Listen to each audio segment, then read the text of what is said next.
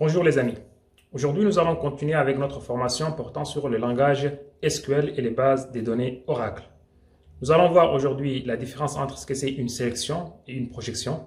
Nous allons aussi voir davantage comment est-ce qu'on peut rédiger ou bien réaliser des requêtes select. Alors, à tout de suite. Rebonjour. Une requête select en fait peut récupérer des données à partir des colonnes, comme elle peut récupérer aussi des données à partir des lignes. Lorsqu'on aimerait récupérer quelques colonnes d'une table, on dit qu'on est en train de faire une projection.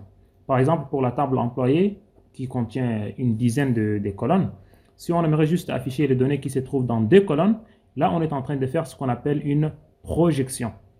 Et lorsqu'on a une requête qui récupère 3 ou 4 lignes, bien sûr à l'aide de la clause where, comme on l'a vu la dernière fois, là, on dit qu'on est en train de faire une sélection. Donc la sélection, c'est le fait de sélectionner quelques lignes et on abandonne les autres. Et la projection, c'est lorsqu'on récupère quelques colonnes et puis on abandonne les autres. Une jointure, par contre, c'est quelque chose qui s'est fait entre deux tables. Nous avons deux tables, la table 1 et la table 2. On aimerait récupérer des informations qui se trouvent dans la table 1 et aussi dans la table 2. Pour cela, nous allons faire ce qu'on appelle une jointure. Par exemple, nous avons une table qui s'appelle employé et une autre table qui s'appelle département. Lorsqu'on aimerait afficher des informations concernant chaque employé, et pour chaque employé, on aimerait avoir des informations concernant son département, c'est-à-dire le département auquel il est rattaché. Là, nous allons faire ce qu'on appelle une jointure. Nous allons voir, après plusieurs vidéos, ce n'est pas tout de suite, nous allons voir aussi la notion des jointures qui s'est fait entre deux ou plusieurs tables. Donc, ce qu'il faudra assimiler est que lorsqu'on sélectionne des données, lorsqu'on récupère des données à partir des colonnes, on parle des projections. Lorsqu'on récupère des données à partir des lignes, lorsqu'on récupère quelques lignes et on abandonne les autres, on dit qu'on est en train de faire ce qu'on appelle une sélection. Et là, celle-ci, on l'a fait bien sûr à l'aide de la clause where. Et ici, c'est juste dans la clause select, on mentionne le nombre des colonnes. Au lieu de mettre étoile pour récupérer tout, on va mettre le nom des colonnes qu'on veut. Et là, on dit qu'on est en train de faire une projection. Et puis la jointure, c'est ce que nous allons voir plus tard. C'est le fait de récupérer des informations ou bien des données qui se trouvent dans deux tables différentes. Voilà. J'espère que vous avez compris la différence entre ce que c'est une projection, une sélection et une jointure. Nous allons passer à la notion suivante. En fait, on a déjà vu la requête select avec la clause from. Lorsqu'on met le mot select est une clause. Là, c'est un terme technique. Et puis, le mot from aussi est une clause. Et on avait vu aussi la dernière fois le where. Where aussi est une clause. Et on verra en fait d'autres clauses aussi. Donc, qu'est-ce qu'on peut trouver juste après la clause where? Après la clause where, on peut trouver étoile pour dire récupérer toutes les colonnes. Ou bien juste les noms des colonnes. On peut avoir une colonne, deux colonnes, trois colonnes. Par exemple, la colonne nom, la colonne prénom, ainsi de suite. Donc, on dit qu'on est en train de faire une projection. On peut aussi mentionner le mot, on peut ajouter les mots-clés distincts que nous allons voir vers la fin qui disent tout simplement récupérer les informations, mais les données qui sont distinctes les unes par rapport aux autres. Nous allons voir avec le temps, nous allons voir les mots-clés distincts. On peut aussi avoir des expressions, et les expressions, nous allons voir juste après quelques instants avec lorsqu'on va revenir sur les travaux pratiques. Par exemple, une expression peut être juste 2 fois 3, ou bien on multiplie le salaire fois 2, ou bien on dit salaire plus 2, ou bien salaire plus 200. Donc là, c'est une expression. Donc, tout ce qu'on peut avoir après une requête select, après une clause select, c'est tout simplement ces éléments-là. À part ça, on ne peut rien trouver d'autre. Et puis après la clause from, on peut avoir une table. Nous allons voir avec le temps qu'on peut aussi avoir une select ici, mais là, ce n'est pas pour le moment. Ça serait lorsqu'on va parler des requêtes imbriquées. Pour le moment, il faut savoir qu'après le from, on trouve juste le nom d'une table ou bien deux ou trois ou bien plusieurs tables. Voilà. Donc après une clause select, voici ce qu'on peut trouver. Et après la clause where, voilà ce qu'on va trouver. Et là, on parle bien sûr de ce qu'on appelle la syntaxe d'une requête select. Voilà un exemple d'une expression. Là, j'ai mis select et j'ai récupéré la colonne name, last name, et puis la colonne salary, et puis j'ai ajouté une expression qui récupère le salaire plus 300. On dit qu'on est en train d'effectuer une opération arithmétique ici. Donc c'est une expression. Donc c'est tout à fait autorisé. Et après les from, j'ai mis le nom de ma table qui est employé. Pareil ici, je peux aussi faire select last name et puis 12 fois salaire fois la commission. Commission, c'est une colonne qui se trouve dans la table employée. Et dans la clause commission, il y a des valeurs nulles. Parfois, on peut avoir une valeur nulle. Ça veut dire que la personne n'a pas du tout de commission. Et dans ces cas, lorsqu'on va multiplier un nombre, par exemple 12 fois 100, ça va être 1200 fois nul. Comme il n'y a rien du tout dans la commission, si la personne n'a pas de commission, donc ça va être nul. C'est comme si la personne n'aura pas du tout de commission. En fait, une commission, c'est quoi? En entreprise, il y a certaines personnes, les agents commerciaux par exemple, si vous êtes un agent commercial, vous allez travailler pour l'entreprise, vous allez convaincre un client pour signer un contrat. Lorsque le contrat est signé, vous allez toucher quelque chose et il y aura d'autres personnes aussi qui vont toucher quelque chose en fonction de leur commission. Donc, si vous êtes un salarié lambda qui n'est pas trop important, votre commission sera nulle et donc, du coup, vous n'allez rien du tout gagner parce qu'on va multiplier 12 fois votre salaire fois nul, donc ça va donner nul. Voilà. Donc, n'importe quel nombre multiplié par nul, ça va être nul. On peut aussi avoir en fait ce qu'on appelle une expression littérale. Je pense que je ne l'ai pas mis. Voilà, on peut faire la concaténation entre des colonnes avec ces éléments-là, avec le double quote, avec le double pipe, et voilà, avec le double pipe. Et puis si on met le Q apostrophe et on ouvre les crochets, on les ferme, ça veut dire que tout ce qu'il y a à l'intérieur sera affiché. Pourquoi on a mis avec le Q? C'est parce qu'ici on est en train d'utiliser un apostrophe. Si on n'avait pas utilisé le Q avec l'apostrophe et les guillemets, il y aura un problème ici. Nous allons voir en pratique qu'est-ce que ça va nous donner par la suite. Voilà, j'espère que vous avez compris qu'on peut avoir des expressions arithmétiques comme ça. On peut aussi avoir des concaténations. Et pour la concaténation, soit on les met juste entre apostrophes, s'il n'y a pas un apostrophe au milieu de l'expression littérale. S'il y a un apostrophe au milieu de l'expression littérale, on va utiliser ce mot-clé-là, qui est le Q apostrophe, avec les crochets. Nous allons voir cela en pratique tout de suite. Donc voilà ce que je vais faire. Je reviens ici. Moi, j'ai une table qui s'appelle employé. Donc je vais faire select last name et puis salary. Je vais faire from. Bon, le mieux en fait c'est d'utiliser les mots-clés en majuscule, from employees. Là, je vais afficher, je vais faire ce qu'on appelle une projection parce que j'ai sélectionné les colonnes. Lorsque je tape sur entrée, j'ai commis une erreur quelque part. Il y a quelque chose qui n'existe pas. Ah oui, je ne suis pas connecté. Peut-être c'est pour ça. Donc je vais me connecter. HR, employees. Voilà, et je vais exécuter ma requête. Cette fois-ci, espérons que ça va marcher. Voilà. Donc ça m'a affiché en fait toutes les données. J'ai le last name et puis le salaire pour les 107 lignes. Maintenant, ce que je vais faire, c'est de faire le salaire et puis ajouter au salaire quelque chose. Bon, je vais limiter mes résultats sur les personnes. Vous le savez déjà avec le where. Je vais mettre where salary est supérieur à... Bon, je vais mettre inférieur. Je vais prendre les moins riches. Donc, inférieur à 2500. Comme ça, j'aurai juste les 5 lignes. Maintenant, ce que je vais faire, c'est quoi? C'est d'ajouter une autre colonne qui s'appelle salaire plus 500. Donc, je vais ajouter 500 à n'importe quelle personne parmi les 5 là. Donc, qu'est-ce que je vais faire? Je vais faire select last name, virgule. Bon, la dernière fois, on m'avait demandé d'augmenter un peu la police. Donc, je vais augmenter la police. Voilà, je pense que c'est beaucoup plus clair comme ça. Donc, je vais mettre salary plus 500. Donc, qu'est-ce que j'ai fait? J'ai fait select last name, salary plus 500. Je tape sur entrée pour passer à la ligne suivante. En fait, si vous ne tapez pas point virgule, vous pouvez faire votre requête sur plusieurs lignes et ça va être beaucoup plus lisible. Donc, from employees. Et puis, je vais prendre juste avec la clause where, je vais prendre lorsque le salaire est inférieur à 2500. Donc, qu'est-ce que je suis en train de faire? Je vais sélectionner les 5 personnes que j'avais sélectionnées juste avant quelques instants. Et je vais leur ajouter une autre colonne qui s'appelle salary plus 500. Voilà. Et là, malheureusement, ça ne va pas être visible. Je vais encore diminuer un peu. Je vais mettre 50 peut-être. Voilà. J'espère que ça va être beaucoup plus lisible. Donc je vais refaire ma requête. Where j'ai commis une erreur, donc ça va pas s'exécuter. From employees, where salary est inférieur à ça. Ah, qu'est-ce qu'il y a? Ah oui, il est en train d'ajouter les lignes, mais c'est à la ligne en fait.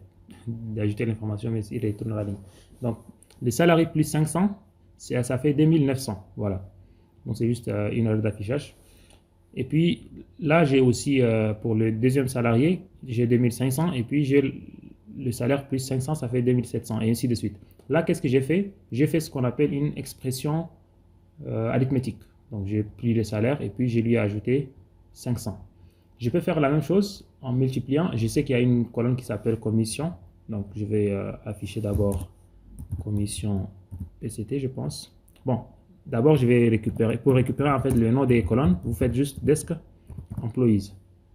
Là, ça va vous afficher en fait le nom des colonnes qui se trouvent dans la table employés. Donc, qu'est-ce que j'ai comme... en fait, c'est pas du tout lisible comme ça, comme c'est trop gras. Je vais diminuer. Hein. Je vais diminuer un peu pour que ça puisse être lisible. Je vais mettre 40 peut-être. Donc j'ai fait desk. Bon, c'est toujours pareil. Hein. Donc j'ai employee ID, j'ai first name, j'ai last name comme colonne, j'ai phone number comme colonne. Et puis j'ai commission PCT aussi. Commission PCT. Moi, je vais utiliser cette colonne-là. En plus de la colonne salaire avec last name. Donc, qu'est-ce que je vais faire? Je vais faire ma requête select. Et là, je vais mettre commission PCT. Je pense que je vais fermer SQL et puis le relancer. Peut-être que ça va beaucoup plus marcher, mieux marcher. Je sais pas. Je vais l'agrandir maintenant.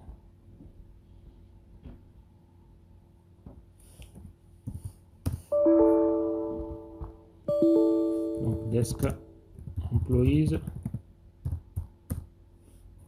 Ah, je dois me connecter d'abord. Donc, on HR, desk employees, voilà, c'est mieux comme ça. Donc, je vais utiliser cette colonne-là, commission PCT. Qu'est-ce que je vais faire? Je vais faire select last name, virgule. En fait, desk employees, c'est juste pour afficher le nom des colonnes avec leur type, quoi. C'est pour dire describe. Voilà. Donc, last name, salary, virgule, commission PCT. Et puis, je vais multiplier les salaires fois commission PCT. Commission PCT. En général, la commission PCT, c'est pour dire pourcentage. Hein. En général, les commissions, on les multiplie fois 12 quoi, pour l'année tout entière. Quoi.